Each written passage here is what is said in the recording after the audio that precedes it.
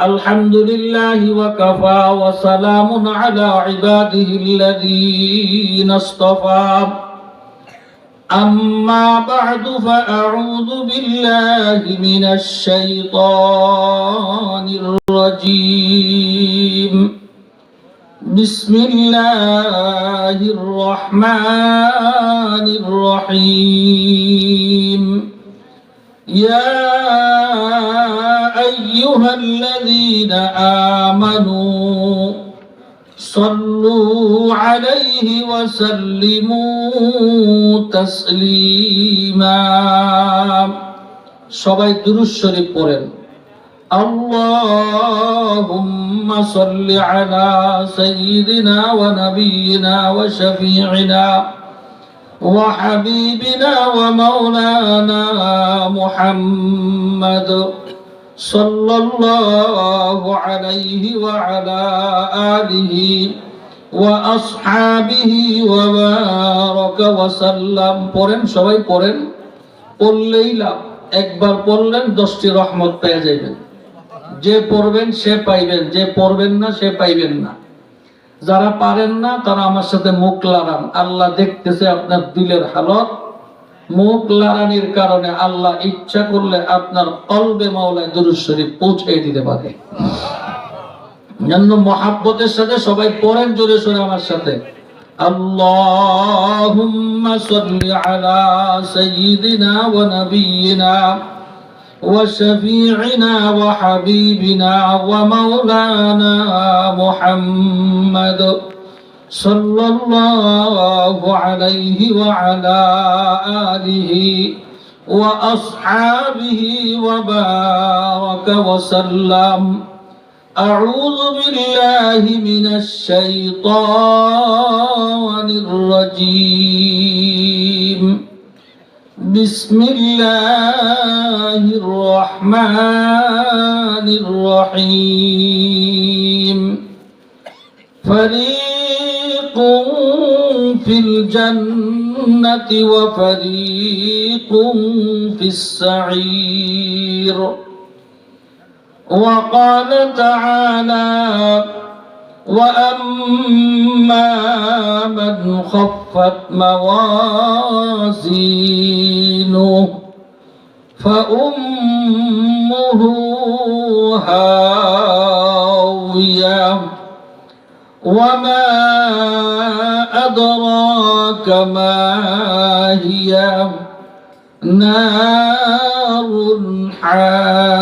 حامية وقال النبي صلى الله عليه وسلم القبر روضة من رياض الجنة أو حفرة من حفر النار وقال النبي صلى الله عليه وسلم لكل شيء ثقالة وثقالة القلوب ذكر الله لا إله إلا الله لا إله إلا الله لا إله إلا الله لا إله إلا الله সবাই ডাকতেন জবান খোলেন যুবক ভাইরা মুরব্বীরা আল্লাহর দেওয়া জবানটা আল্লাহর নামে বড় করে দেন না ভাই আল্লাহ চাই রয়েছে কিন্তু আপনার আমার দিকে দেখতেছে চাইয়া কে বলেন না সবার মুখ খোলেন জোরে জোরে ডাকতেন লা ইলাহা ইল্লাল্লাহ লা ইলাহা ইল্লাল্লাহ লা ইলাহা ইল্লাল্লাহ লা ইলাহা ইল্লাল্লাহ লা ইলাহা ইল্লাল্লাহ লা ইলাহা ইল্লাল্লাহ ইল্লাল্লাহ লা ইলাহা ইল্লাল্লাহ লা ইলাহা ইল্লাল্লাহ লা ইলাহা ইল্লাল্লাহ লা ইলাহা ইল্লাল্লাহ লা ইলাহা ইল্লাল্লাহ লা ইলাহা ইল্লাল্লাহ লা ইলাহা ইল্লাল্লাহ লা ইলাহা ইল্লাল্লাহ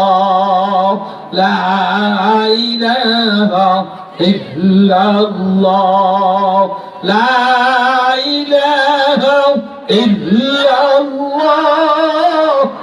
লা ইলাহা ইল্লাল্লাহ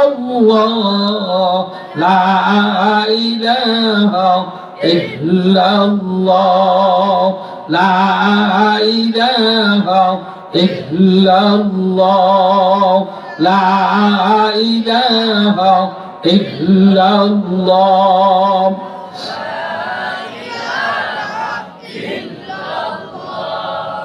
লা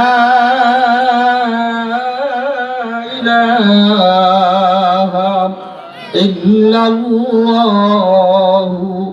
মুহাম্মাদুর রাসূলুল্লাহ সাল্লাল্লাহু আলাইহি ওয়াসাল্লাম। আমরা সকলে বলি আলহামদুলিল্লাহ। আর একটু জোরে বলা যাবে? আর একটু আওয়াজ করে সকলে জোরে সোরে বলি আলহামদুলিল্লাহ। সৈয়দুম জামে মসজিদ ও যুব সমাজের উদ্যোগে আয়োজিত দশম বার্ষিকী ওয়াজ ও দোয়ার মাহফিলের সম্মানিত সভাপতি সাহেব, মুআজ্জাজ ও মুকাররম আল্লাহর হাবিবের কলিজার টুকরা হযরত বুজুর্গ উলামায়ে কেরাম, আল্লাহ পাকের প্রিয় বান্দা জনাব রাসূলুল্লাহ সাল্লাল্লাহু আলাইহি ওয়াসাল্লামের আশিকিন মুহিব্বিন উম্মতগণ,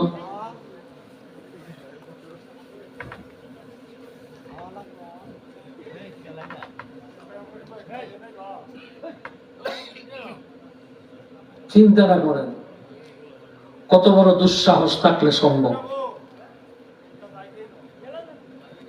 আল্লাহ পাক রব্বুল আলামিন অত্যন্ত মায়া করে, দয়া করে, মেহেরবানি করে এই দীর্ঘ রাত্র পর্যন্ত এমন একটা মজলিসে আল্লাহ তাআলা আপনাকে আমাকে বসায় রাখছেন, যে মজলিসটাকে আল্লাহ রাসূল বেহেশতের বাগানের সঙ্গে তুলনা করছেন।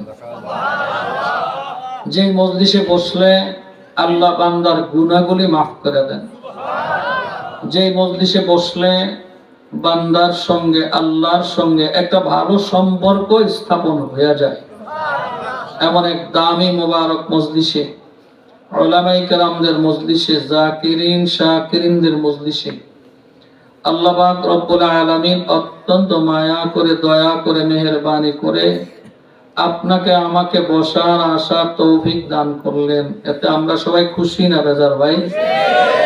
যারা খুশি হতে পারলাম তারা আরেকবার শুকরিয়া আদায় করি, সকলে বলি আলহামদুলিল্লাহ। মাইকের সাউন্ডটা বাইরে একটু কমায় দেন, দূর দূরান্তে যে রেখেছেন এটা কমায় দেন, ভিতরে একটু বাড়ায় দেন। সবার ঘুম নষ্ট করে লাভ নেই। এত রাত্র পর্যন্ত মাহফিল করা এটা আসলে সমুচিত না। কারণ আজকের থেকে যদি 100 বছর আল্লাহ হায়াত দেয়, আর 100 বছর যদি সন্ধ্যা থেকে সারা রাত ওয়াজ শুনি, যেই পরিমাণের সওয়াব হইব, ফজরের 2 রাকাত নামাজ পড়লে তার চেয়ে হাজারো কোটি গুণ বেশি নেকি আমলনামায় দেওয়া হবে। নবীজি বলেন, যে ব্যক্তি ফজরের নামাজ ছেড়ে দেয় তার নাম মুনাফিকের দপ্তরে লেখা হয়। ফজরের নামাজ বড় দামি এক নামাজ। ফেরেশতারা যখন জমিনের মধ্যে আগমন করে একদল, যারা ফজরের নামাজ পড়ে তাদেরকে মসজিদে পায়, ঠিক নেই? হ্যাঁ, সারা রাত্র ডিউটি কইরা যেই ফেরেশতারা বিদায় নেয়, তারাও যারা ফজরের নামাজ জামাতে পড়ে তাকে কোথায় পায়? কথা বলে মসজিদে পায়। আসার ফেরেশতারাও পায় মসজিদে, যাওয়ার ফেরেশতারাও পায় মসজিদে। এই বান্দার গুনাহ মাফের জন্য আর কোনো প্রয়োজন নাই, একটা আমলই জান্নাতে পৌঁছায় দিবে। আপনারা বলেন তো, ফজরের নামাজের মুসল্লি বেশি না জোহর আসর মাগরিবে এশায় বেশি? মা ফজরে কি মুসল্লি বাইতে হয় না? জোহরে আসরে মাগরিবে এশায় এই সময় তো বাজারে বন্দরে এনে সেখানে থাকে। ফজরের সময় কই থাকে? কথা কয় না, ঘুমাইতেছেন নাকি? আরে বেড়া মানুষের লেখেন ওয়াজ শোনেন না। ফজরের সময় কি বাড়িতে থাকে না সবাই? তারপরে আসতে পারে না। কেন আসতে পারে না জানেন? ঘুমায়। কিন্তু এই ঘুমের কারণে তার নাম মুনাফিকের দপ্তরে, নামাজি হইয়াও তার নাম মুনাফিকের দপ্তরে লেখা হয়। সে বেনামাজি না, সে নামাজ পড়ে, তারপরও ফজরের নামাজের ঘুমের কারণে তার এই অবস্থা হয়ে যায়। আরেকটা কথা মনে রাখেন, যারা ফজরের নামাজ জামাতে পড়ে, আল্লাহ পাক রব্বুল আলামিন তার চেহারার মধ্যে একটা ঈমানের নূর দান করেন। এই জন্য ফজরের নামাজ আমাদের সবাইকে জামাতের সাথে মসজিদে পড়া উচিত। কি পড়বেন আপনারা? কথা বলে না, পড়বেন ইনশাআল্লাহ। কোন ইনশাআল্লাহ? নগদ ইনশাআল্লাহ না বাকি ইনশাআল্লাহ? হ্যাঁ, আজকে বয়ান শেষে বাড়িতে যাইবেন, যাইয়া ঘুমানোর আগে খাওয়া দাওয়া দুটো কইরেই তো আইছেন মনে হয় না? এখন গিয়ে খালি ঘুমাইবেন, ঘুমায় ঘরে ঢুকবেন, ঘুমাইবেন এই ঘুমানোর আগে, বা অজু কইরা ঘরে ঢুকবেন, অথবা ঘরে যে কাপড় চোপড় খুইলা অজু করবেন। অজু করে আইসা মসজিদে ঘরের ভিতরে বিছনায় শুয়ে পড়বেন। মনে মনে বলবেন যে আল্লাহ তুমি আমার ফজরের সময় সজাগ করে দিও, একটু মনে মনে বলবেন। আপনি যদি ফজরের আজানের 1 ঘন্টা আগেও যদি ঘুমান, 3 দিনের ঘুমের বিভোর হন। ফজরের 1 ঘন্টা আগেও যদি ঘুমান, তো ফজরের আজান দিলে দেখবেন কে জানি আপনার ঘুম ভাঙ্গাইয়া সজাগ করাই দিয়েছে। এটা পরীক্ষিত আমল। ওযু করে ঘুমাইবেন, দেখবেন ফজরের সময় আপনি উঠা পড়বেন। এই যারা বলে যে আমি ফজরের সময় উঠতে পারি না, এরা একেবারে একটা ডাহা মিথ্যা কথাই না। মুসলমানরা ফজরের সময় অবশ্যই কিছু না কিছু হইলেও সজাগ হয়, কিন্তু বাটপার বেশি চালা 2 নম্বর, এরা সজাগ হইয়াও আবার কাটতে ঘুমায় দেয়। কি কথা ঠিক না বেরিয়ে বলেন? শত্রুরে দামি বানায় দেয়, বন্ধুরে পিছনে ফালায় দেয়, সবচেয়ে বড় শত্রু সে। এই জন্য অজু অবস্থায়, আর হাদিসের মধ্যে আছে রাসূল বলেন যে এই ব্যক্তি অজু অবস্থায় মৃত্যু হয়, অজু করছে অজু ছুটে নেই, এই অবস্থায় যদি মালাকুল মউত আসে, তো আল্লাহ পাক রব্বুল আলামিন তার পিছনের সব গুনাহ মাফ করে দিয়ে তাকে শহীদ মৃত্যু দান করবেন। এই জন্য চেষ্টা করবেন অজু অবস্থায় বেশি সময় থাকার জন্য। এক হাদিসের মধ্যে আছে রাসূল করিম সাল্লাল্লাহু আলাইহি, বলেন না সবাই সাল্লাল্লাহু আলাইহি ওয়াসাল্লাম, বলেন সবাই। কি বলছেন নি ভাই? সবাই বলছেন। যারা সাল্লাল্লাহু আলাইহি ওয়াসাল্লাম বলছেন, মজলিসে বৈশা 10টা রহমত আমলনামায় জমা করে বলেছেন। যারা বলেন নাই, আপনার আমলনামায় 10টা রহমত জমা হয় নাই। আপনি মাহফিলে বসা বটে, কিন্তু আমলনামায় নেকি নেই। এটা মনে করেন না যে এই চেয়ারে বসলে নেকি বেশি হয় আর ওখানে বসলে নেকি কম হয়, এটা কোনোদিন মনে করেন না। নেকি আল্লাহ তাআলা কারো চেহারা দেখা দেয় না, স্বাস্থ্য দেখা দেয় না। আল্লাহ যারে নেকি দেয় তার কলব দেখা দেয়। এজন্য দিল দিয়া বলেন সবাই সাল্লাল্লাহু আলাইহি ওয়াসাল্লাম। আপনারা কি আমার নবীর কাছে থাকতে ইচ্ছা আছে নি আপনাদের? সবার নেই, আছে? কারা কারা আমার নবীর কাছাকাছি থাকতে চান? আর একটু হাত উঠান তো। দেখেন কারা উড়ে নেই, আল্লাহ কবুল করেন। যারা নবীর কাছে থাকতে চান, নবী বলেন যার আমলনামায় দুরূদ শরীফ যত বেশি জমা আছে সেই উম্মত আমি নবীর তত কাছাকাছি থাকবে। দুরূদ শরীফ খুব বেশি বেশি পড়বেন, বেশি না, সাল্লাল্লাহু আলাইহি ওয়াসাল্লাম। পারেননি সবাই? এই যুবক বাবারা পারেননি? কতদিন সবাই? মুরব্বীরা পারেননি আপনারা? একেবারে সহজ, সাল্লাল্লাহু আলাইহি ওয়াসাল্লাম বলবেন একবার 10টা রহমত, আবার বলবেন 10টা রহমত, আবার বলবেন 10টা রহমত। যতবার বলেন 10টা করে রহমত আমলনামা জমা হতে থাকবে। এক হাদিসের মধ্যে আছে নবী করিম সাল্লাল্লাহু আলাইহি ওয়াসাল্লাম বলেন যে ব্যক্তি দৈনিক 100 বার দুরূদ শরীফ পড়ে, মিস দেয় না, সব সময় 100 বার দৈনিক, কতবার? জোরে বলেন। 100 বার, মিস দেয় না। নবী বলেন 100 বার দুরূদ শরীফের আমল যদি তুমি জারি রাখতে পারো, মৃত্যুর আগে আজরাইল তোমার কাছে আসার আগে আমি নবী তোমার কাছে সশরীরে হাজির হয়ে যাব। কত সহজ। ফজরের নামাজ পড়ছেন 20 বার পড়েন সাল্লাল্লাহু আলাইহি ওয়াসাল্লাম, যোহরের সময় পড়েন 20 বার, আসরের সময় পড়েন 20 বার, মাগরিবে পড়েন 20 বার, এশায় পড়েন 20 বার। কতবার হইল? হয়ে গেছে 100। একেবারে সহজ। নামাজ পড়ে বের হইছেন, বাড়ি পর্যন্ত যাইতে যাইতে আপনি 20 বার পড়ালাম, দোকান পর্যন্ত যাইতে যাইতে আপনি 20 বার পড়ালাম। নিয়মটা ঠিক রেখে তাহলে দেখবেন কত লাভ। আল্লাহ আমাদেরকে বুঝার তৌফিক দান করেন, আমিন বলেন। আরো জোরে বলেন আমিন। পড়বো তো ইনশাআল্লাহ ভাই? কি সবাই পড়বো তো ইনশাআল্লাহ? আল্লাহ আমাদের সবাইকে দৈনিক কমপক্ষে 100 বার দুরূদ শরীফ পড়ার তৌফিক দান করেন, সকলে বলেন আমিন। মুহতারাম হাজিরিন, বেশি রাত্র করাও সুযোগ আপনাদেরও নাই, আমারও নাই। খুব সংক্ষেপে ইশারায় কিছু কথা বলবো, খেয়ালের সাথে ভালো করে শুনবেন। আমরা যে এখন বসা আছি কিসের উপরে? জমিনের উপরে। কিসের উপরে?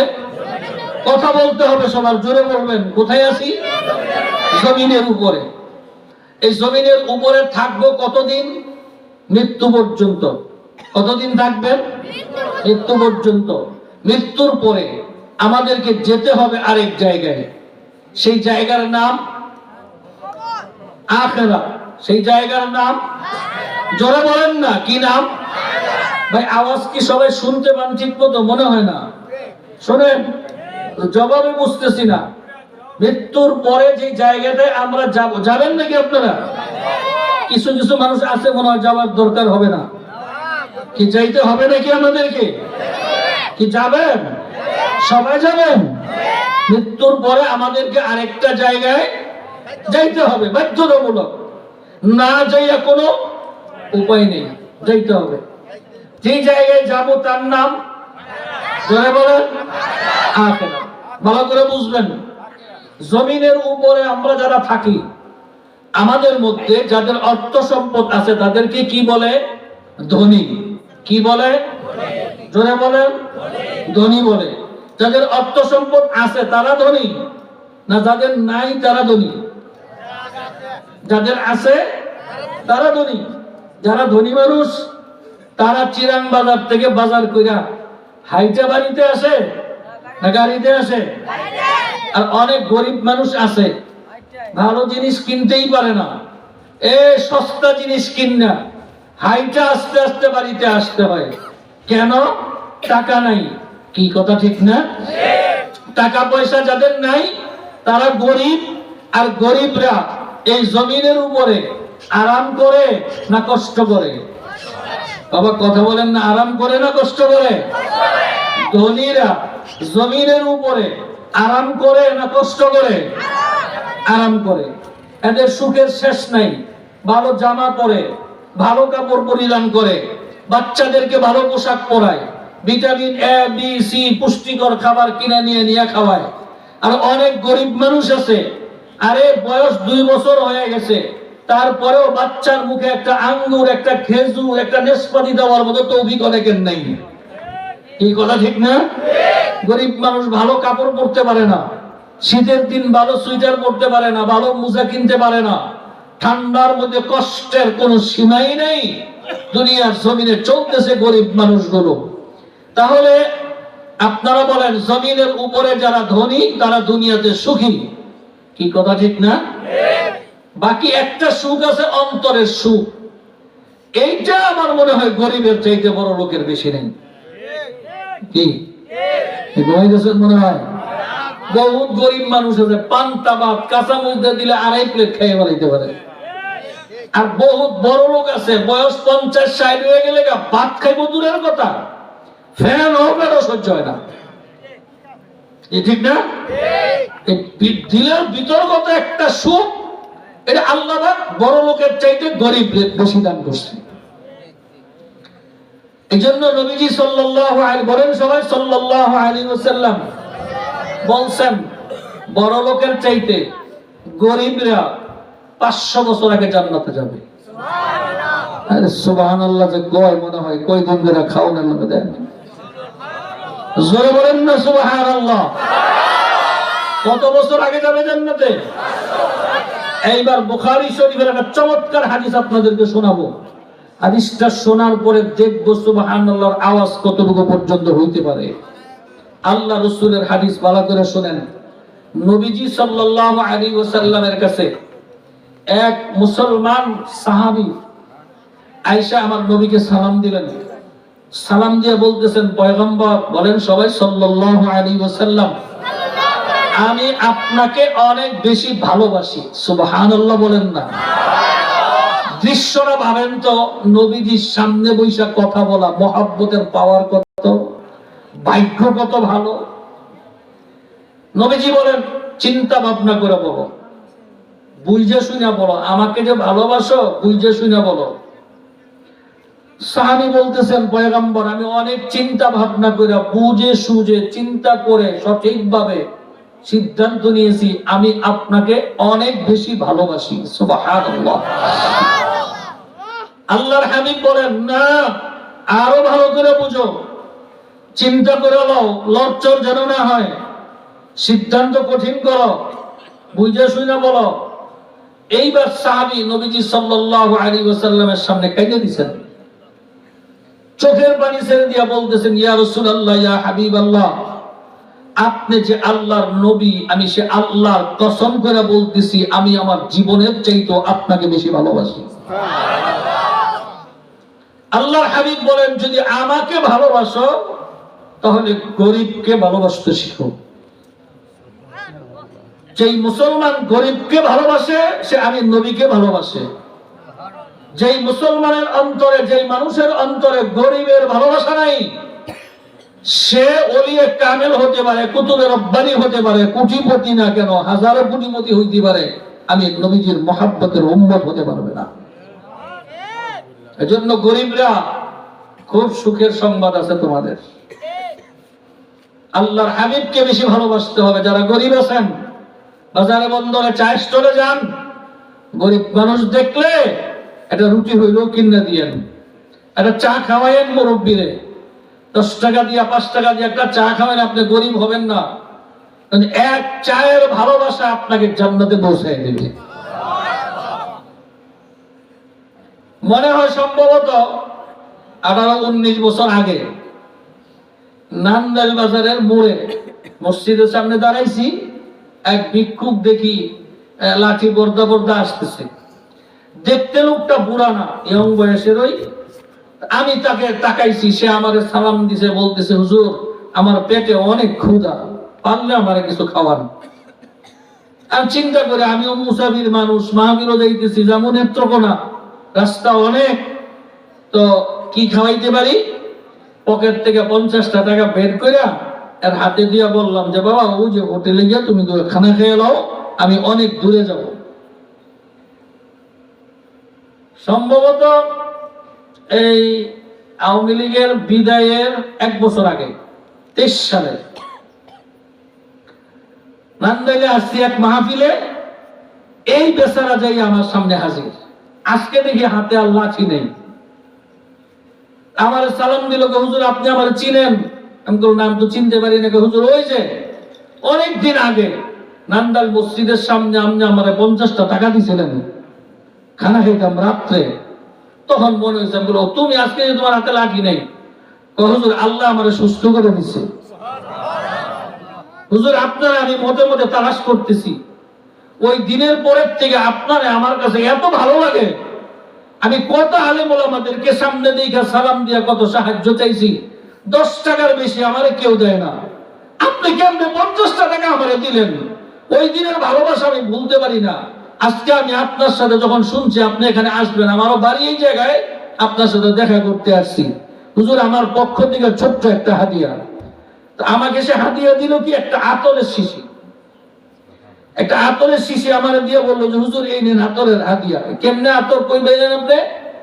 আমার ছেলে সৌদি আরব থাকে, সে উমরা করছে, তো কাবা ঘরের গিলাফে যে আতরটা ব্যবহার করে, এই আতরটা সৌদি আরবে অনেক বেশি দাম। অন্য আতরের তুলনায় এই আতরের দাম অনেক বেশি, যেটা সৌদি আরবের কাবা ঘরের গিলাফে ব্যবহার করা হয়। তো এই আতরটা আমার ছেলে আপনার জন্য আনছে, 6টা আতর আনছে, এর মধ্যে একটা আমি আপনার জন্য রাখছি, এই আতরটা হাদিয়া নেন। আমি আর চোখে পানি রাখতে পারি না। হাইরে ভালোবাসা রে, হাইরে মোহাব্বত রে। ওই সে 20-22 বছর আগের কথা, আজকে এতদিন পরেও এই 50 টাকার ক্ষুধার সময়ের ভালোবাসা তাকে বিরাইতে পারে নাই। জন্য বাবা, যারা গরিব আছো, বড় লোকেরা, একটু তোমার চেয়ে স্বচ্ছ, তোমার চেয়ে দুর্বল, তোমার যে ব্যক্তিরা দুর্বল, তার দিকে ভালো নজর দাও।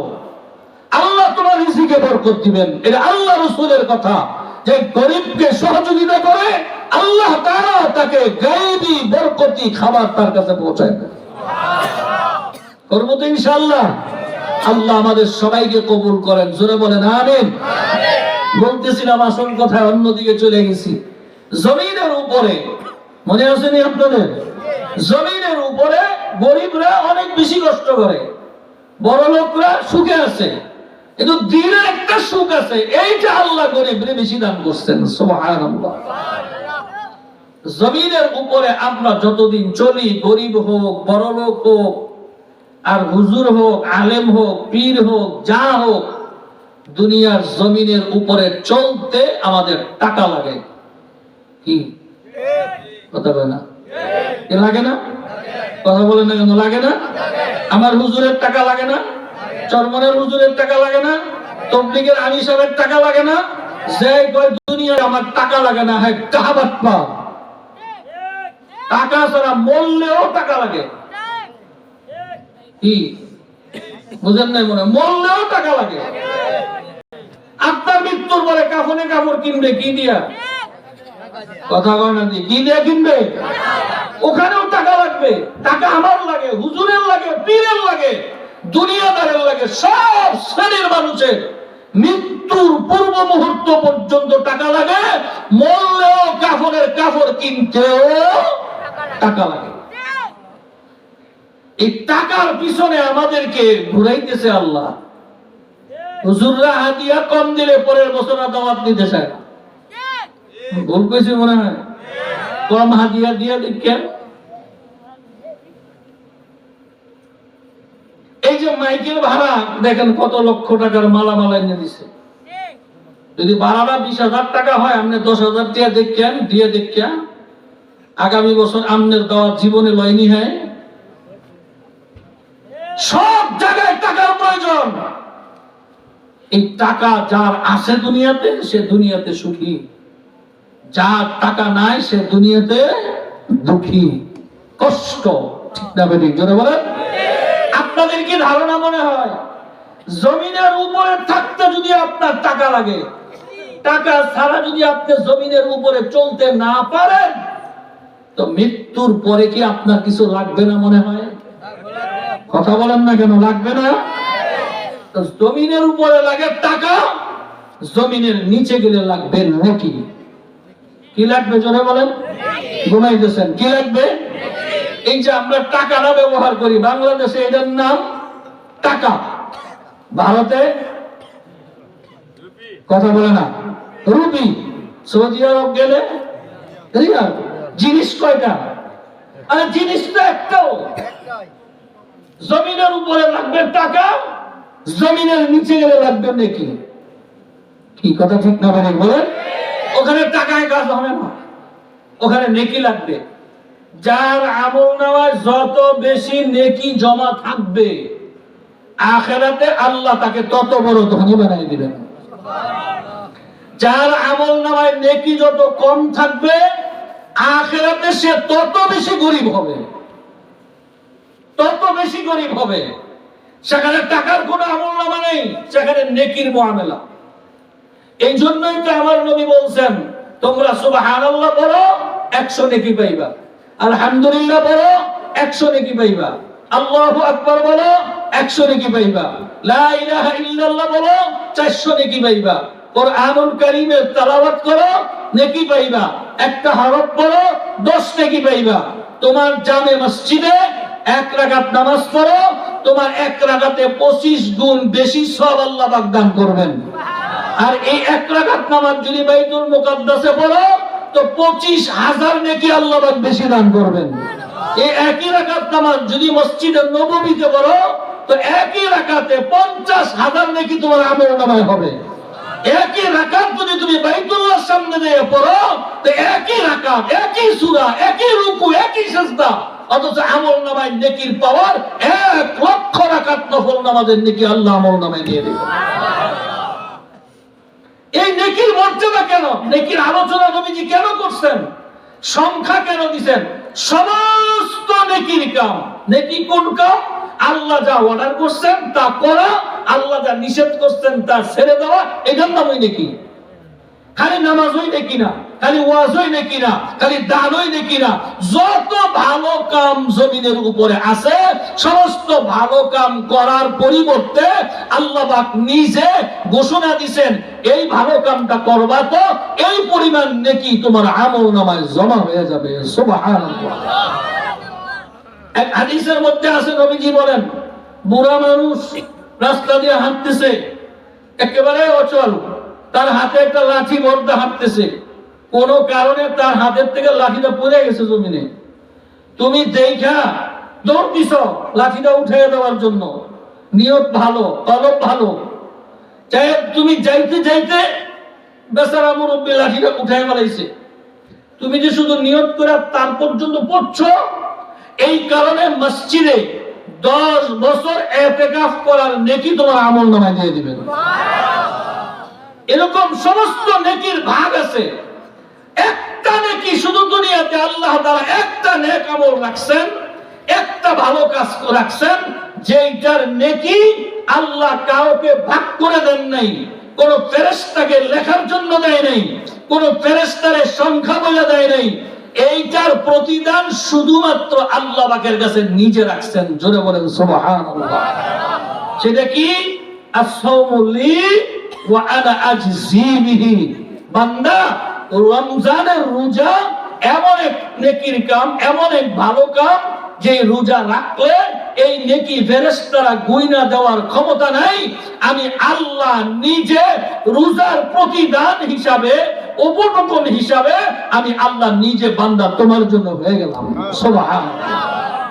এই রোজার নেকিটা আল্লাহ নিজে দেয়, আর সব ফেরেশতারা ভাগ করে দেয়।